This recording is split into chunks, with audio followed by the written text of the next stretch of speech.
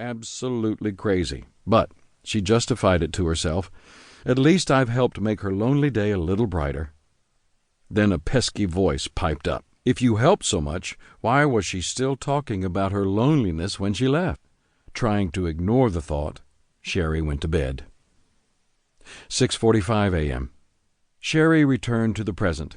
No use crying over spilt time, I guess, she mumbled to herself as she struggled to close the zipper of her black linen skirt. Her favorite suit had become, as many others had, too tight. Middle age spread so soon, she thought. This week I really have to go on a diet and start exercising. The next hour was, as usual, a disaster. The kids whined about getting out of bed, and Walt complained, "Why is it so hard to get the kids to the table on time?" 7:45 a.m.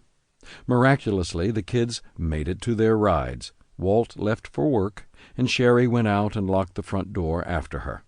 Taking a deep breath, she prayed silently, "Lord, I'm not looking forward to this day. Give me something to hope for." In her car, she finished applying her makeup at traffic stops. Thank the Lord for long red lights. 8:45 a.m. Rushing into McAllister Enterprises, where she worked as a human resources director, Sherry glanced at her watch. Only a few minutes late. Maybe by now her colleagues understood that being late was a way of life for her and did not expect her to be on time. She was wrong. They'd started the weekly executive meeting without her. Sherry tried to tiptoe in without being noticed, but every eye was on her as she struggled into her seat. Glancing around, she gave a fleeting smile and muttered something about that crazy traffic. 11:59 a.m. The rest of Sherry's morning proceeded fairly well. A gifted advocate and problem-solver, Sherry was loved by the staff she served and a valuable asset to McAllister. The only hitch came just before lunch. Her desk phone rang. "Sherry Phillips." "Sherry, thank goodness you're there. I don't know what I'd have done if you'd been at lunch." There was no mistaking this voice. Sherry had known Lois Thompson since grade school. Lois was thin-skinned, perpetually anxious, and seemingly always in a crisis. Sherry tried to make herself available to Lois, to be there for her, but Lois never reciprocated. When Sherry occasionally mentioned her own struggles, Lois either changed the subject back to herself or had some reason to leave. Sherry genuinely loved Lois and was concerned about her problems, but she also resented the imbalance in their friendship. As always, Sherry felt guilty when she thought about her anger at Lois. As a Christian, she knew the value the Bible placed on loving and helping others. "There I go again," she would say to herself, "thinking of myself before others. Please, Lord, let me give to Lois freely and not be so self-centered." Sherry asked, "What's the matter, Lois?" "It's horrible, just horrible," Lois said. "Anne was sent home from school today, Tom was denied his promotion, and my car gave out on the freeway." This is what my life's like every day, Sherry thought to herself, feeling the resentment rising.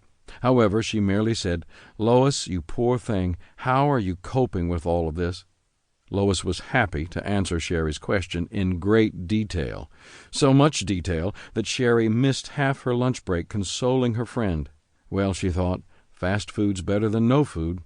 Sitting at the drive-thru waiting for her chicken burger, Sherry thought about Lois. If all my listening, consoling, and advice had made any difference over the years, maybe it would be worth it. But Lois makes the same mistakes now that she made 20 years ago. Why do I do this to myself? 4 p.m. Sherry's afternoon passed uneventfully. She was on the way out of the office to the teachers' meeting when her boss, Jeff Moreland, flagged her down. "Glad I caught up with you, Sherry," he said. A successful figure at McAllister Enterprises, Jeff made things happen. Trouble was, Jeff often used other people to make things happen. Sherry could sense the 100th verse of the same old song tuning up again. "Listen, I'm in a time crunch," he said. "I just emailed you a draft of my presentation for next week's board meeting. All it needs is a little rewriting and editing, and I need to distribute it to the executive team for a preliminary review tomorrow. But I'm sure a quick turn will be no problem for you." He smiled ingratiatingly. Sherry panicked. Jeff's editing needs were legendary. Sherry anticipated a minimum of 5 hours' work. "I gave him all the day."